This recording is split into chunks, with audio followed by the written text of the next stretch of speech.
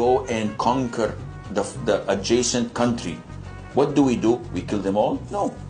The Prophet says, the first thing you do is call them to Islam. If they accept it, leave them. Khalas, they're Muslims, we go.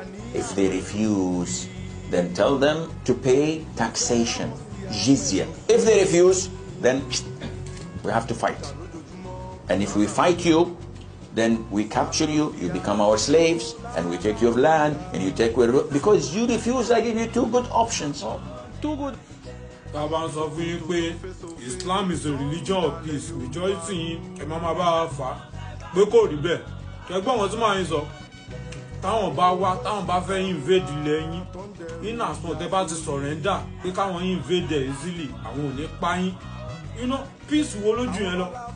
In as much tẹ́ bá ti gbọ́ àwọn lẹ́nu, tẹ́ bá ti rọ àgbà, ẹ máa san taxation wọlé. You know, tẹ́ bá ti gbà ká colonize yín kò sí problem, but tẹ́ bá gbà pípa ni peace èèyàn tó fún yín ní option ṣé gbọ́ ó ní 2 options.